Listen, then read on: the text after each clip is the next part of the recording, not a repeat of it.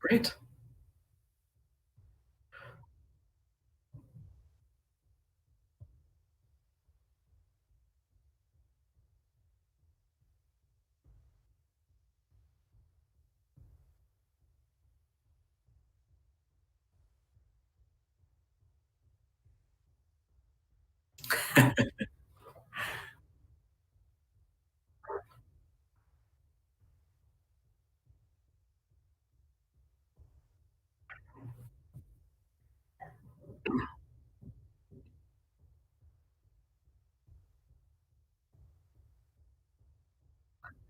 Oh, you bet. Thanks for having me.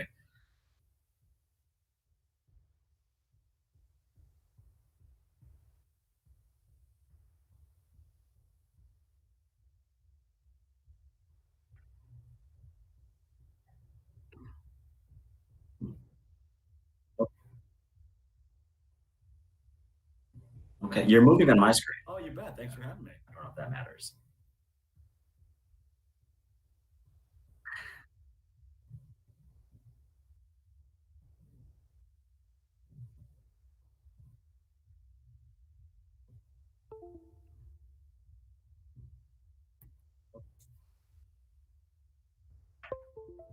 Moving on my screen. Oh, you bet. Thanks for having me. I don't know if that matters.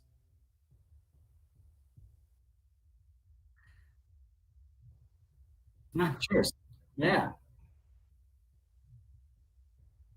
Mm. Moving on my screen.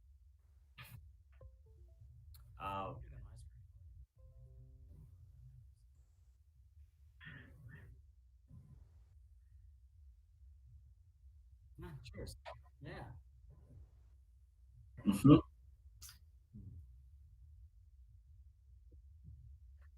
Correct. Yes, we had opened up. We were, I mean, less than a month after we had put our first beer in kegs and came down to Milwaukee. Super excited. Got to go in a car with a great beer rep. They were bragging you up, and yeah, it wasn't more than 5 minutes into our ride with that you spilled the beans. Mhm.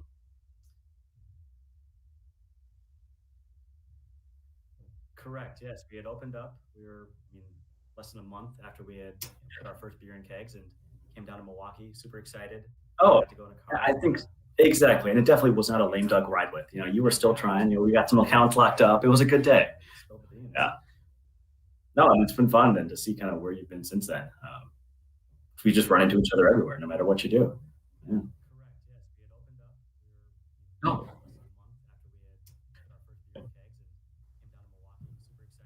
Oh, I think exactly, and it definitely was not a lame duck ride with. You were still trying. We got some accounts locked up. It was a good day.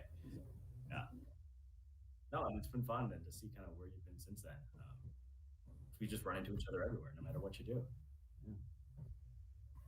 No. Oh, I think exactly, and it definitely was not a lame duck ride with. You were still trying. We got some accounts locked up. It was a good day. Yeah. No, and it's been fun then. We've been really fortunate. Yeah, I mean, it's been 9 years. We've learned so much in those 9 years, and and gotten so much better across the board. Yeah, it's been fun to be here early on when Wisconsin did craft beer. I think there were maybe 50 breweries when we opened up in Wisconsin, and what are we up to now? Are we pushing 200? Yeah, has to be pretty close. Are we both? I think we've exceeded Right. 200. Yeah. But it's Yeah. sorry, one second. Yeah, it's Hey, been fun Eric. to be here early on when Wisconsin did craft beer. I'm I echoing. think there were Yeah, maybe 50 breweries when we opened up in Wisconsin. And what are we up to now? I can hear all the. 200? Is he watching the stream? Has to be pretty Yeah. close. Then tell him Oh, to mute the are you stream. what? You're not watching the stream right now, are you, Grant? No, I just have the link open. Okay, that's fine. Google Meet. Okay, but it is crazy to think that you don't even feel like the elder statesman though. You guys still feel like that you have the energy of a very creative, always still growing and still inventing brewery that you haven't rested on your laurels. You're not watching the stream right now, are you, Grant? Thanks. Yeah, that's a big part of what we enjoy about it. As much as I love making Fresh Coast, a few days a week, it's always just fun to put something else in the mash tun and play around, try new malts, try new processes, see what else we can do. I don't think that'll ever not be a part of who we are and what we're up to. So you were telling me a little bit of how many new beers have you guys displayed this past year? So, well, pre-COVID, for us, a normal year was, maybe 12 new releases, something like that. Kind of typical for a packaging brewery with core brands.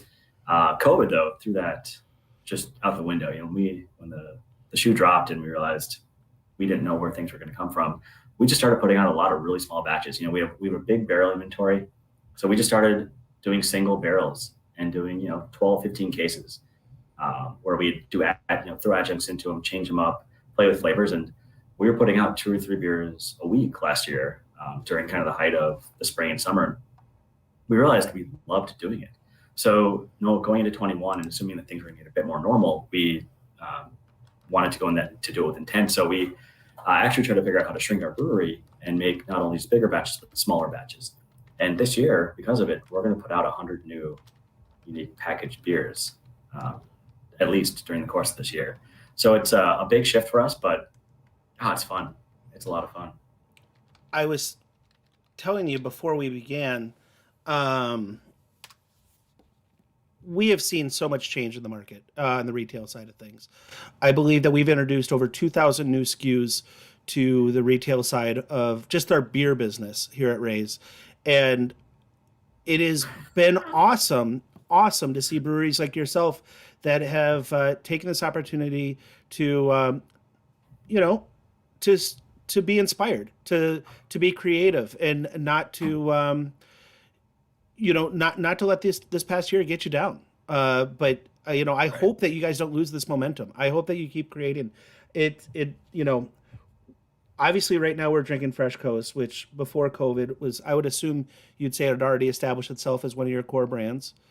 Yeah, it was our number one right before COVID. You're number one. And then, but we're going to move on to things like the Chaos Pattern. And it's awesome to see. I know that we get to see our mutual friend Jordan Everman all the time here at Ray's, and he's always grabbing the weirdest stuff that we're selling to keep abreast of what's going on. I mean, you guys, like I said, you haven't stopped learning. You guys don't seem like you've slowed down at all from the early years of your creativity. Is that hard when you're in Sheboygan? And I don't mean that to sound like that as a snotty Milwaukee kind of attitude. Right. No. I mean, we, I'll say our batch sizes are probably just smaller than it would be if, we're in Milwaukee for that, that group that would just come in for a weekend release. But everyone here still loves variety. They love craft beer. I mean, we have an awesome craft community in Sheboygan that, talks to us, gives us their feedback, comes to our place, as well as then, supports all the bars and restaurants in town that for us. It's, it is we're like 45 minutes removed, Milwaukee suburban adjacent.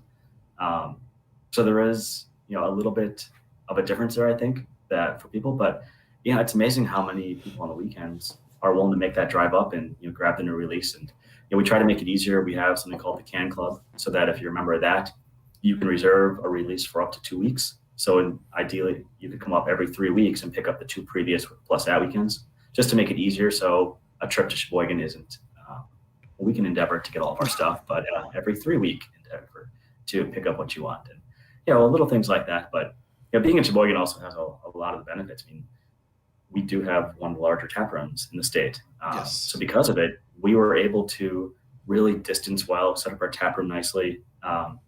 We put in fresh air exchangers and HEPA filtrations throughout our tap room. So we were turning the air every 20 minutes in our tap room. We also, had tables 8 to 10 feet apart, full sanitation, kept our team working. And while we closed down for a while early on, but after that we were able to stay open in a very limited capacity. But to get people who still wanted to come in and come up, buy some beer to go, they could grab a beer, take it outside. We have about 20,000 square feet of grass out of our tap room, so our beer garden became really used this past summer. it was nice on that front. And I think it's a benefit we had being where we are. Yeah, and it really isn't that far from Milwaukee. It and aside from your tap room, you guys have a really nice restaurant scene in the city. So, if anybody hasn't made the trip up to Sheboygan, please try and enjoy great beer and great Italian food specifically. Big But time. yeah, well, it's awesome to hear that I've had coworkers I know that have been going up throughout the past year, as recently as last weekend, and really enjoyed their experiences. So you're 100% correct in the fact that you've created a really comfortable environment. Uh, are you able to do beers that is tap room only that we're not seeing down here? We are, yes. I think there's a point where, as much as I would love to put 100 new releases out for distro, there's just, like you said, so much great beer coming out all the time that, that just, I don't think always makes the most sense. I'd rather make sure we get some, a few good ones a month out, let people know that they're coming and get a chance to experience them so that they sell, they pull fruit fresh, that sort of thing. So we do some small batches kind of every other week out of the tap room where, we'll do 40 or 50 cases of a new hop or a new process we want to try, something experimental, a new milkshake, something along those lines, and just use them to see what people think. And then a lot of those, if people enjoy them, we'll rip off of that to try something else that we'll put out to distro. So it's still just a great kind of test market, test playground for us to keep honing things and seeing what the new greatest and latest hop can really taste like. Nice. Well, let's before we move on, I'm almost done with my fresh coats. I don't know where you're at with yours, but I mean, for those that don't already know, tell us a little bit about this beer and where it came from. Oh, Fresco, sure. So, nowadays, hazy, juicy IPAs are everywhere. But 4 years ago, Wisconsin didn't really have one that was made in Wisconsin. Even getting them was tough. Uh, Hazy little things didn't exist at that point. All the other ones that we see here all the time. So I went out east, and being a good Wisconsin boy that had never seen a hazy, I assumed that it was just a gimmick. And I started going to these breweries and drinking them, and realized that it's not. The flavors you're getting out of these things, the lower IBUs, the how like feathery and light they are, and all the hops that they're putting in there. Like, this is a style that is awesome. And so we tried to recreate that here, but to start off with, I didn't want to do a $15 to $18 4-pack. We wanted to do something that was really drinkable. You could have several up without regretting it, both the next morning and financially, and just have something that would fit in our year-round lineup. And so we landed on Fresh Coast, a juicy pale ale with Citra, Mosaic, and Amarillo hops, and it's resonated. People really, really enjoy this beer. That low bitterness balanced with all those great hop flavors just make for a nice thing to do with whatever else you're doing. On your website, you guys talk about the yeast though a little bit. What is this like Vermont cultivated yeast that you got? Sure. So this Vermont strain is it's different than this whole strain is it's very different than a lot of our traditional ones, where the kind of the fruity esters and the mouthfeel that it leaves behind is atypical of your classic American strains, or you getting into your Belgian strains where you have those more like phenolic fruity esters coming off of that. These are just straight sweet, verging on kind of tropical notes that are coming from the yeast, which is a great addition then to adding onto tropical flavors, because yeast esters, they'll last almost indefinitely. So you have these beers with these things that already have this great base of yeast profile and that sweetness that they bring, and then you put all these hops on top of it, and it just enhances that experience for what you're trying to achieve with this juicy, hazy category. I mean, it's an absolute perfect daily drinker. I mean, it's and I am glad that you guys have expanded into different packages. One thing I found through the last year, I used to be more of a 4-pack, 6-pack singles guy. Now I'm more of a 12-pack because it's just I'm drinking at that pace. So, Yep, you're not alone. I mean, that's where I love. I mean, I love seeing Fresh Coast in a 12-pack, because for me, it's the one that I keep in my fridge at all times. So having the 12-pack, then you have the fun things that you drink behind it. But there's only so many big beers I want to have in a night before it's just not a good idea to have those anymore. And a Fresh Coast is just an easy decision. yeah. Well, I just polished mine off, so I think I'm gonna get ahead of you here and start pouring my cans. Yeah, I'll join you. let's jump right in it. Tell us about the process of So creating the chaos. sounds good. Yeah. So Chaos Pattern is a beer I think we're all so excited about at the brewery. It's we had the juicy pale ale. And we've been working hard on making a really just great hazy IPA. Again, so, something that we can sell at a 6-pack price that doesn't break the wallet, but still has all those things that you really want in a hazy. Because again, I think this category that we love experimenting with all those big hops. We love making those crazy hazy imperial double dry hops. But the price has to follow with them. So we were trying to figure out, how can we do that in a different way that lets us, keep the price down. So this can be also a daily drinker. And a lot of it for us had to do with, our mashing process, like most people, but then also working with our centrifuge company out of Italy to adjust it so it became a variable centrifuge, which is atypical for most breweries these days. We are able to tune our centrifuge differently based on the beer now, which allows us to only pull out the particles that are going to fall out of suspension. So like for me, the one of the things that I love when I'm at home, I don't mind if I'm pouring a 16-ounce can and you get a little of something at the end, because that's just the, all the hops that people put in there. But for a year-round drinker, we didn't want that stuff to fall out. We wanted to make sure that you could pour the glass all the way and the bottom is clean. And to do that, we had to tweak our process in the brewery. And once we achieved that, we were willing to come out with this IPA. So technical things aside, this beer also has a lot of hops in it. We use Citra, Equinox, Cascade, and Centennial for a lot of the typical flavors you'd associate with a hazy IPA, but taking it a little bit differently. And I think it also makes it extremely drinkable and something that you can, again, have several of without kind of getting overwhelmed anyway or getting sick of it. The 3-pint drinkability test, as we say at the brewery. You can't have 3 of them without getting tired of it. It doesn't fit. That is definitely a Wisconsin attitude, by the way. 3 pints. Right. Usually 3 sips would be kind of industry standard, but Right. no, it is true. It's an Equinox. You talked earlier about newer hops. I mean, that is probably a new kid on the block for most beer drinkers, even, and brewers. But it doesn't. As much as there is a little bit of a candied tropical fruit flavor to it, it still has just enough bite to be thirst quenching and have me, ready for another sip. Some of them can be a little too gummy, and would not stand the 3-pint test. Right. Yeah, and I mean, there's times like I love that gummy. For the right beer, those flavors are great. But again, for a year-round beer, nice 6-pack. That's what direction we went, and thankfully, people seem to be responding to it well. We have not been able to keep it in stock. So, is this a one and done, or what's the schedule with this guy? This guy's coming year-round. Really? Really? Yes. Yep. Chaos Pattern is going to be a year-round IPA for us.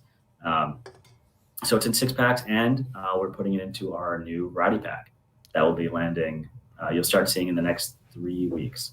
Well, that's awesome. Yeah. Will he? Will yes, he here at Ray's here in Milwaukee? Yes, you will. Okay. Yep.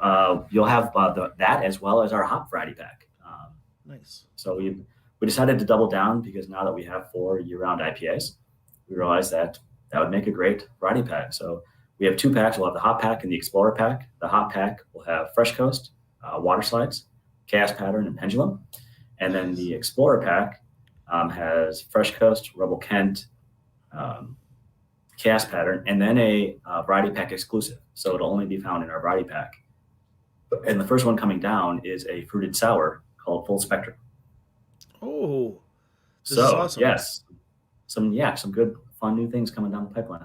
Dude, thanks for the nugget. That's awesome. You bet. You know what's crazy is the last time I was up at the brewery was when you guys were just releasing Pendulum, and we had it. I had it on draft for the first time. Yeah, no, this is awesome. In full disclosure, this is the first time I've had a chaos pattern, and I'm actually in love with it. Oh, thank you. So that, the hop variety pack sounds perfect, especially because I have no idea what this summer is going to entail, but I'm assuming it's going to be a lot of outdoor backyard barbecues and things like that as we slowly introduce ourselves to the world again. So Right. We're still drinking a lot at home, and people like that variety. So we figured it was a great way to get it out there. And with having these 4 beers in there, it's nice because it lets us always try to make sure we keep them fresh. Because now all 4 of those being in the variety pack, plus also we're very anal about our code dates when it comes with Beechwood, and Joel, who is Beechwood warehouse manager, and I are communicating constantly just to make sure that we're both on the same page for making sure they run out, we get new stuff in, and keeping it fresh. So these hot packs are coming out, and we're making sure that they fall in that same line. So yeah, a fresh variety pack should be something that everyone can strive for. well, okay. So while we're enjoying this, and you're advertising how much innovation you guys have had in the last year, talk a little bit about the logistical nightmares of getting 100 new beers out in the world. Sure.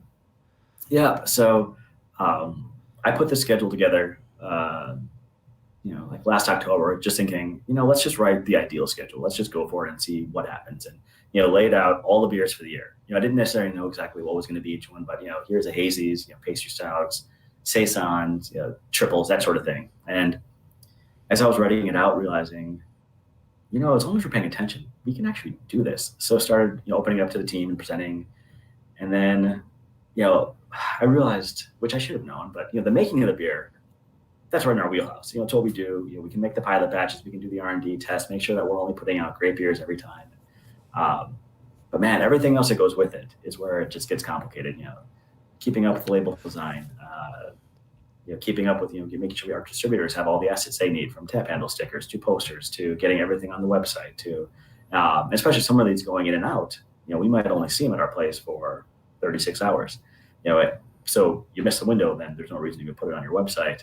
So it's created another role that we need at the brewery of just kind of managing this sort of thing, which is exciting. I love it. So far people have been responding well to it.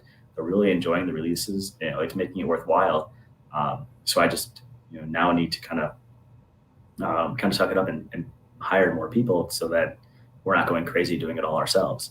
Yeah. So yeah, great problems to have at that point.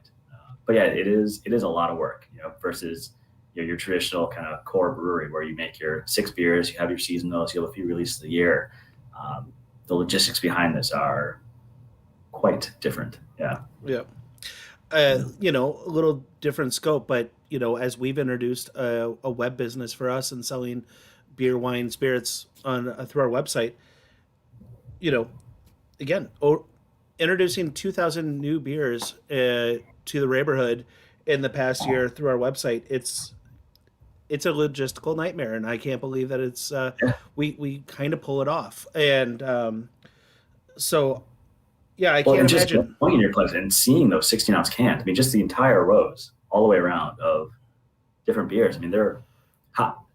What do you think on your end?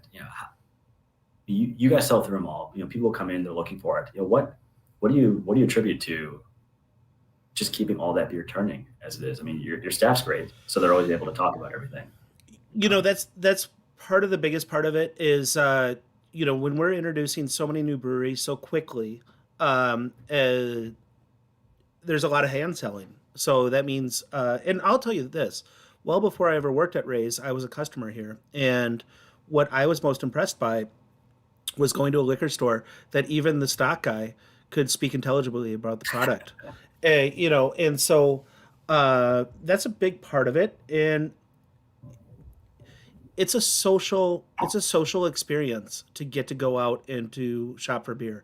I had the good fortune of going to a cool place in LA called Sunset Boulevard Beer Store. But it's one of these that it's half bar, half bottle shop. Oh. And it was cool just walking around there, and I was watching like couples on dates that they would go get a beer at the bar and then they'd walk around the bottle shop, and they were kind of just that was their date, is just gawking at beers on the shelf. And the analogy comes to 2020 and early 2021, and this is people can't go to bars, they can't go to restaurants. This is their entertainment, is when they get to walk around and stare at labels. And It really is a social experience. So, uh, you know, it is creating a shopping experience. It's creating something cool. You know, you mentioned one of the first things you said was the logistics about releasing this many beers is talking about labels. You know, and I was surprised that that was the first one of the first comments, one of the first issues you've had to address. And by the way, I really do like the chaos pattern label. I mean, this is pretty Nice. cool. It's not in focus, well, but people just have to come to the store and check it out. Exactly. But it's, you know, man, these labels jump off the shelf and they're interesting and there's so many cool things. Um, yeah, I don't know. I can't tell you that to satisfy the appetite of our consumers right now has just been astounding. Um, and we're very lucky to to be, here in the Midwest. We're not isolated to not only being the great state of Wisconsin in its brewing history, but having really great things going on in the Midwest in general, let alone all the other things that our distributorships bring in from out of the area, outside of this area. Um, but yeah, I mean, with that said, I have no idea. I mean, beer has been so huge. I just read an article on WISN here in Milwaukee about how this past month is the first time that alcohol sales have been down in over a year. Uh, I I don't know. It'll be interesting to see how trends go, how we respond. As we're going forward in this pandemic era. Right. And that's, I mean, for us, you know, the really tricky thing is, we want to make sure our beer is always fresh. And we tried to do that during, early on in the pandemic. We brought a lot of beer back to the brewery, destroyed it just, as it was getting older. We didn't want to, put it out there, discount it, things like that. It's not a good long-term play. So even now, as we're trying to figure out, our keg sales going to come back? Yep. Are people still going to drink as much their package as they are, 6-packs, 12-packs, things like that. We're keeping all our inventories really low right now because we don't know which way it's going to go or what's going to hit. And and so, there are things we're running out of every once in a while, but I'd rather do that than, see heaven forbid, like a 9-month-old Fresh Coast, still sitting on a shelf somewhere. So it's pretty much half my Friday is just looking at inventory levels and trying to figure out how to handle it the next week. And God forbid that you're starting to see some bars reopen and they try to tap old kegs. That's one thing. Exactly. That scares me. So, I will say it's interesting to actually get to talk to a brewery owner that's also a brewer, as opposed to others that come from different perspectives. When you guys are sitting in an innovation meeting, I would assume the beer takes the center stage above marketing, above sales. You're talking about liquid first. Yes. Yeah. Liquids first. I will say I was much more, when we first opened up, I was very kind of, doe-eyed, like beer was the only thing. And, we were going to use ingredients that were the right ingredients. We were going to use the process that was the right process. And we were just going to make the great beer. And that was kind of all I cared about. I would say as we've gone on, I've realized you can do that, but people also have to want to drink it. And, there are other elements at play there. So, we've put out some interesting beers, I think, through the years. And, some of them, I think I can safely say were more for me than our general customer. And, I've gone away from that. Now it's kind of that fine line. I will still, especially from small things, Tapamole. I love a good pepper beer, and we will always put out 2 or 3 pepper beers a year because I love a good pepper beer. They're going to be balanced and interesting. Those who want them, they'll be great. Will it be a large distro thing? Probably not. But there's a place for all that to live together. Yeah. But yeah, it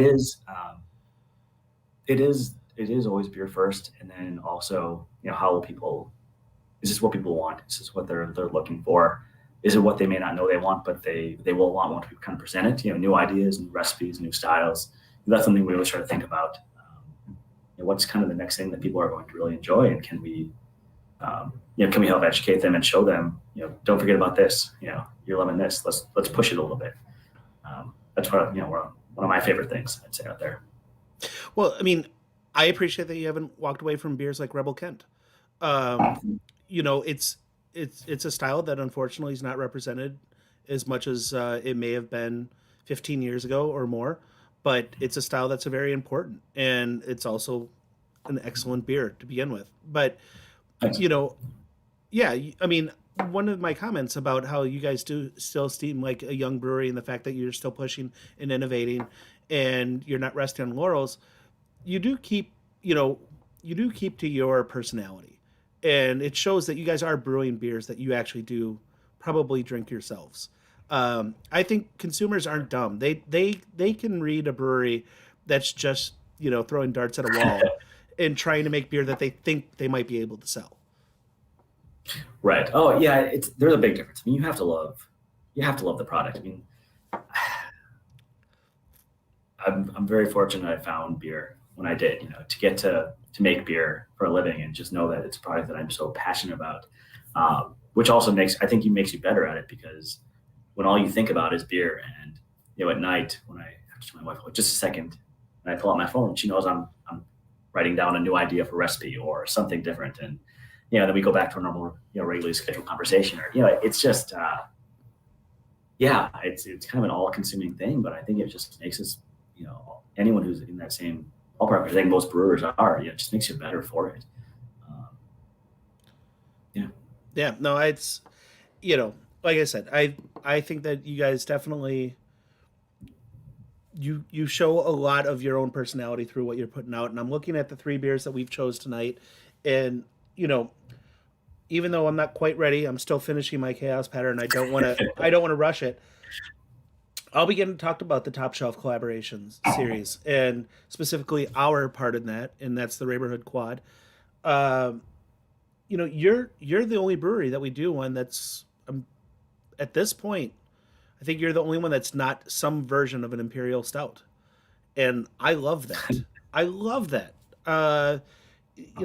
Not to diminish any of the other beers that we've created with any of our other brewing partners, but it shows a difference. The fact that, the base beer obviously is Veneration. There's no mystery in that. Right. And it's not just any Belgian quad. It's a really aggressive one with the fig and the molasses and the cocoa nibs and the orange. And, I like it. You guys, you still do the pastry stouts, and you still do other things that, are definitely exciting for the general brewing culture. But the fact that you guys are sticking your laurels with a quad is awesome. Thanks. Not to diminish, the thing about hazies I really dig is you get to put so much of one hop in there that it just shows a whole different personality that you can do in a traditional, like 1 pound per barrel dry hop IPA, as we saw, 4 or 5 years ago. So there's an excitement there, but, give me a good classic Belgian any style, and getting to R&D the recipes and look at history and figure out how to make it as, classically as possible is one of the things I really enjoy more than anything else. Right now I'm working on Saison. I definitely went into weeds with the history and, trying to find what makes it authentic, and looking how they're brewed in spring traditionally, but cellared until late summer for August releases, and just went down the rabbit hole of it to make what's going to be an extremely simple malt bill, simple fermentation type, because that's just how the styles were. But Veneration falls in the same thing. It was a Belgian quad, and I wanted to tweak it slightly, and our team was all in agreement, and we figured figs and molasses would be a really nice complement to a good diesel-esque Belgian quad, really thick, and playing up those like stone, like dark raisins and fig esters from the yeast strains. But our typical Veneration, we also wanted to make drinkable, so we put in rye whiskey barrels. So you get the rye spice that really kind of pulled back from all that sweetness. So the thing I love about the Neighborhood Quad is we use the Maker's Mark Private Select barrels. Yep. So we don't have the rye to use, and that's where the orange peel came in, because we needed something to cut, and something that just bounced back from all that sweetness. And I thought it balanced out really well. And I gave myself 1 can early on because we wanted to get the rest to you. Yeah. But because we had today, I had to grab another from the Nice. enjoy that. Well, Yeah. Let's just get into it.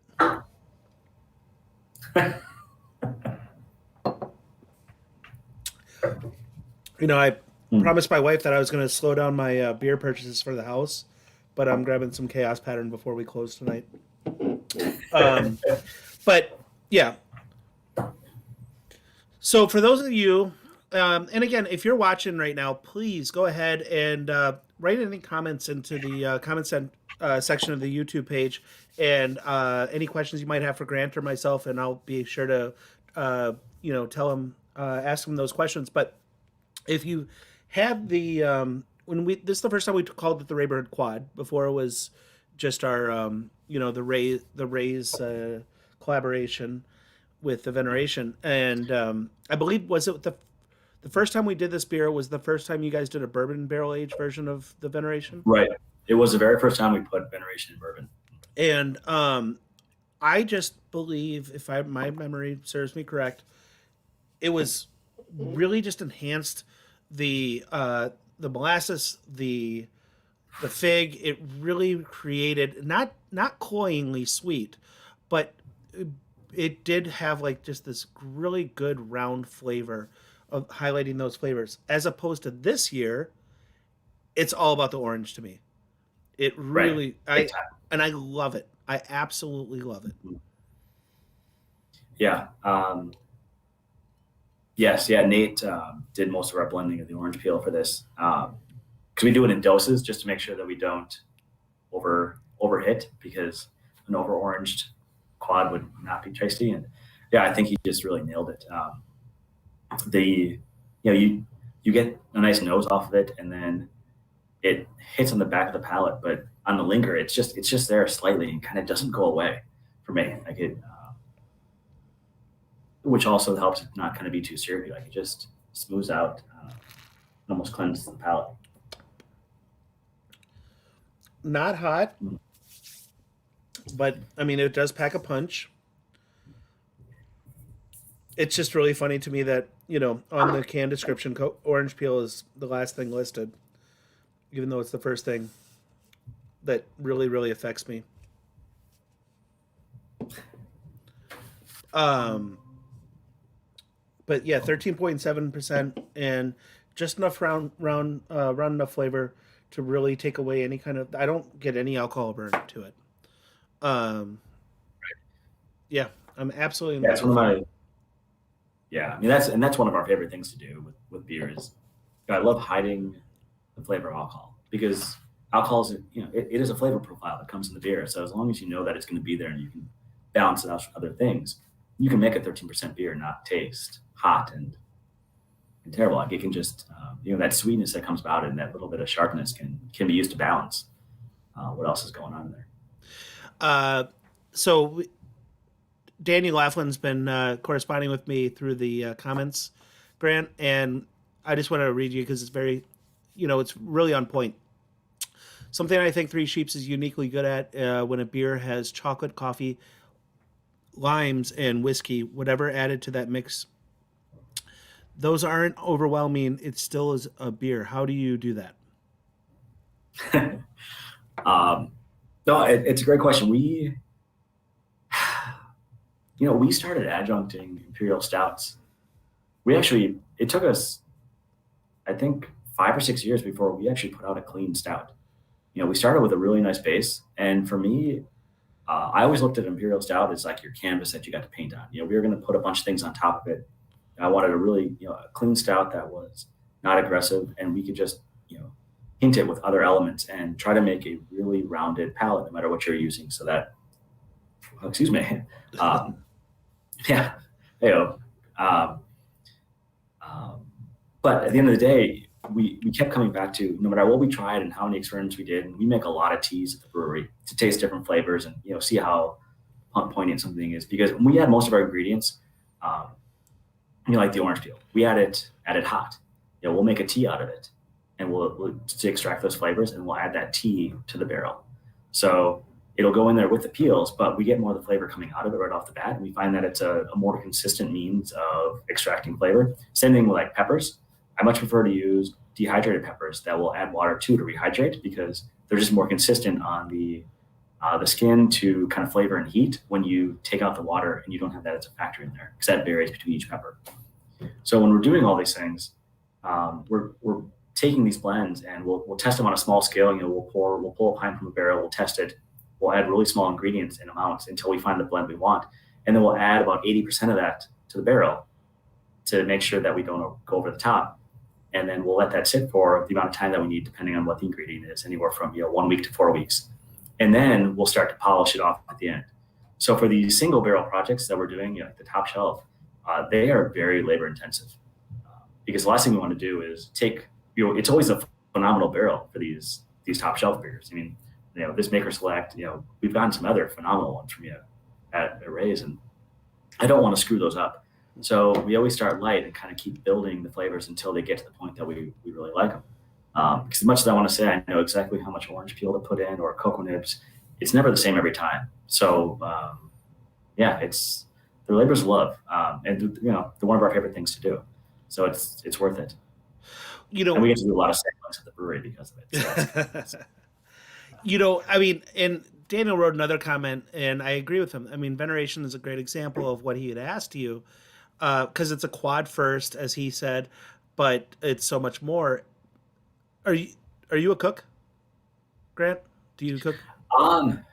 Yes, I would say so. My grandmother was a phenomenal cook. Her idea of going on vacation, they go out of town, and she would find the best restaurant in town, and when they were younger, and she would volunteer for the chef for a night, so she could just work with them. And this was back in the day when you could get away with doing things like that. But yeah, I mean, New York, LA, no matter what city they went to, like, her idea of vacation was to go to one of the best restaurants and just spend a day working behind the chef. That's amazing. Is she still around? No, she passed a while ago. But so it's funny, growing up, I was not we hung out a lot. I'd cook with her. I cooked with my parents. They're both really good cooks, and I really wasn't into cooking at that point, but I definitely picked up a lot of that side of it and have applied it to beer. And since then, I've enjoyed cooking, and I do really love trying to create new flavors and things like that on the cooking side. But my focus is definitely when it comes to flavoring alcohol. Well, the reason why I ask is because you do flavor like a chef, and the fact that you understand how to push the envelope but always edit back. And I think that's kind of like just kind of touches on what Daniel's saying. You do all these intense flavors, but you never leave the fact that the core idea is a historic old world style of a Belgian quad, in this situation of the Veneration. But by the way, I think your grandma's amazing, because I would love to take a vacation and stage at a restaurant in France or in Spain. That's amazing. That's awesome. Right? Isn't that be ridiculous? Yeah, it is. Kelsey also writes, Grant, what do you guys think is the next beer trend in the summer? Also, I've got to tell you, Three Sheeps is my favorite all-time brewery. You guys are amazing. Wow. Well, thank you so much, Kelsey. Wow, that feels good. Thank you. I don't know. I do think lower ABV is going to be a big thing this summer still. We're still at that weird point where, are you comfortable going out? How long are you going out? I think most people, if they go out, it's going to be for dinner. There'll be some bar action, but you're not going to be hanging out like we used to do for several hours, at a bar for a large portion of our population. So I think those lower ABVs, taking them home, is still going to be a big part of what people are up to. And, but that doesn't mean not, low ABV sessionable boring. I think it's going to be, people are really going to push the boundaries with flavorful beers that have a lot of characteristics, a lot of hops, a lot of calories. These are not going to be your under 100 calories sort of styles. But I think the ABV is still going to be important for this year. We're trying to balance all of our releases with, we'll do the occasional doubles, but still keeping it, in that, low 7s to 6 range. So you can, have it be a part of whatever you're doing. Have one after work, have one, with the family. And not have it just be your world, but be a part of whatever else you're about. I think that's going to be important. As far as styles go, though, I'm going to say West Coast style IPA just because I hope. Get some bitterness back into IPAs. Yeah. I would actually love to see some kind of West Coast come out where it's, using the haze profiles of the hazies that we're doing now, but adding bitterness to them, so you get the best of both worlds. You get a really balanced beer. My goodness, I've not drank like this on a Thursday night. I feel like I'm getting old.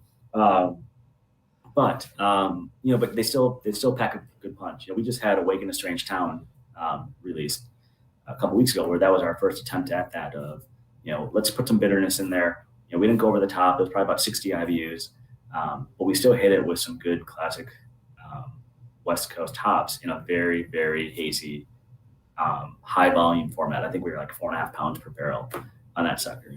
If that style were to come back, be created and be popular, I think it'd be nice, because I think it just kind of hits that pendulum of, keeps that going. We went to West Coast where it was, pills and malt and 100 IBUs and a bunch of hops. Went to the West Coast where there was, really not a whole lot of balance, but it was all about the juiciness and hop profile. And I'd love to see it hit in that middle point where, again, I think you can enjoy a few of those. You still get the benefits of this, but it balances out a little bit more. And as you can tell, I'm a big fan of balance when it comes to beer. Weird thing for a man that created a beer named Pendulum to use that analogy, but who would have thought? I kind of touched on a little bit about the chaos pattern. One of my favorite styles, because I do like New England hazies, but I do still like a hop bite. And people that can find the balance between the two have absolutely found my heart when it comes to craft beer and IPAs right now, and pale ales. I would like to see breweries step back and start doing pale ales a little bit more. But you kind of glazed over something there. I think you already answered Kelsey's question when you said that you guys are working on saison. Mm-hmm. I mean, that's huge. Yeah. It's amazing. I don't think we have ever done one. And part of my goal this year with, we had to knock out a lot of, coming out with 100 beers. Most of our pilot system was held up, doing R&D for these releases, but we're finally getting ahead enough that we're trying to take the time to kind of go back to other classic styles. And, these will be, we'll have 3 half barrels off our pilot system. So they'll be tap them only. They'll probably last a weekend, but, we're trying to explore some things we haven't done before, saisons, extra special ESBs, you kind of name it, some doubles, and just kind of get back to that a little bit. And who knows if any will ever go anywhere, but the process is just, I love it. It's a fun process, looking back and just coming up with those recipes that really are so different than so much what we're doing now, which is IPAs and stouts and that ilk. It's just a nice change of pace. I'll tell you, I really like everything you guys do, but trusting the I'm speaking for all 3 Sheeps fans, trusting the brewery that had interpreted a Belgian style quad to turn into Veneration. I trust you to take an old world style like a farmhouse or a saison and see what you do with it. It gives you specifically as a creator so much license for creativity. It's exciting. It's really exciting to see.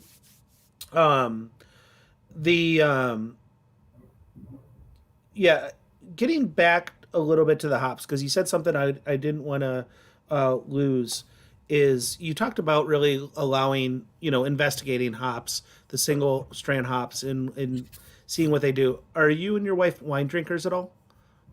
We are. You are? Yes. You treat hops, I believe, like a wine drinker treats a grape. You really understand and really appreciate the personality of each individual strand. And do you like how do you explore that? How are you getting your hands on new strands of hops and trying to investigate uses? Sure. So we rely a lot on our hop sellers. It's fun because even 5 years ago, there were only a few places we could buy hops on any kind of bulk or volume in the country. But now there are so many smaller boutique operations setting up that they're getting their hands on limited amounts of all these fun hops. And I would almost consider them craft like we are, where they're not only getting their hands on them, but they're learning about them, they're understanding them, and they're able to talk to us about them. So we talk with these individuals frequently and just say, hey, what's new? What are you really liking? What can you tell me about it? It almost feels like going to a farmer's market, where you're getting to see, how was the crop this year? What'd you pick? What are your thoughts? And they'll point us in the direction of 3 or 4 new ones, or something that they're really excited about, or something that just came in. And we'll get a small amount in, usually like 11 pounds, and we'll smell them, we'll play with them a bit. If we like them, we'll brew a pilot batch with them and try to just do some single origin, something simple. So we just have it in single. Some hops should not be brewed by themselves.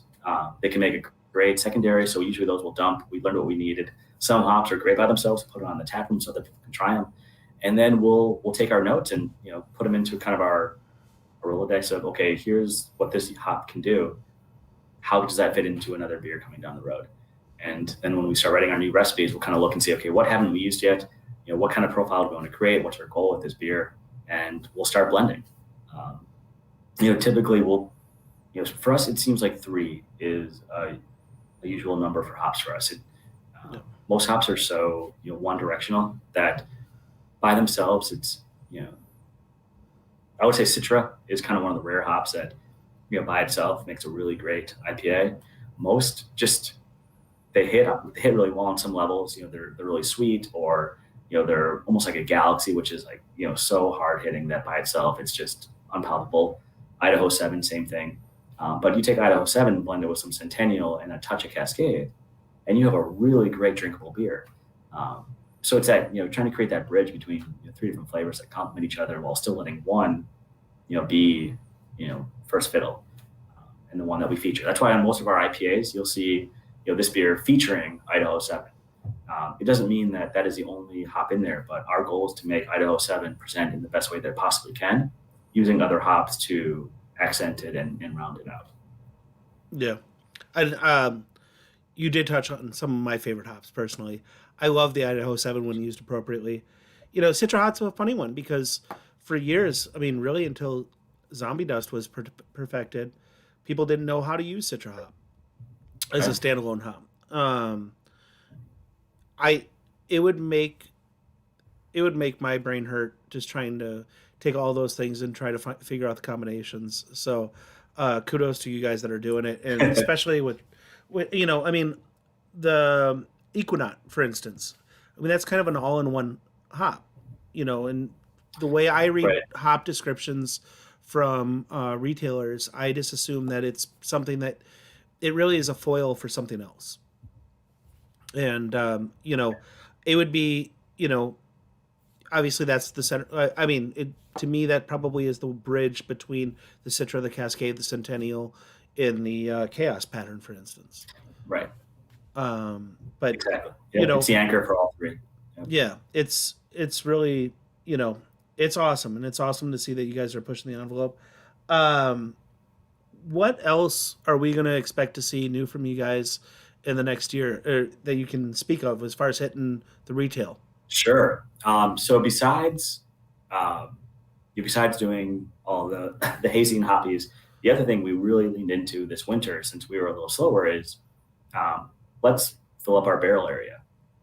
So we've already had, I think, one of the larger barrel areas in the state. We doubled that this winter with not just our normal base imperial stouts and Veneration that we've done. We now have 3 different imperial stouts, a Russian imperial stout, soon to be barley wine, and quad. And I'm forgetting one more, all sitting on different kind of bourbon and rye whiskey barrels. So we have a lot of fun things that are going on in there, and we're just giving them time, and they'll be coming out towards the end of the year and into early next year.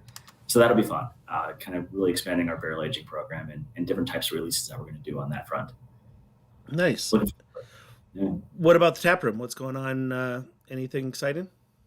Sure. Well, April is our anniversary, so we're having a huge party. Thousands of people will be coming in. It'll be great in 2022.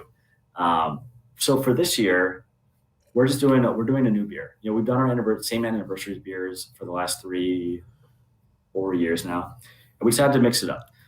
So we're doing a beer called Moonstruck. It's an imperial stout in bourbon barrels with coconut and maple syrup.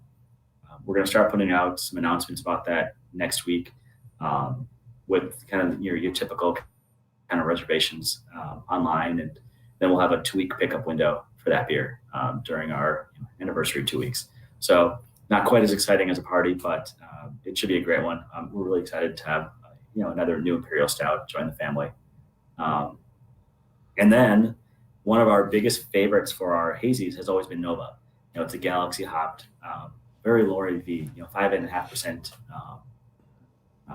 hazy, and we are coming out with Supernova, which is going to be pushing close to 9%.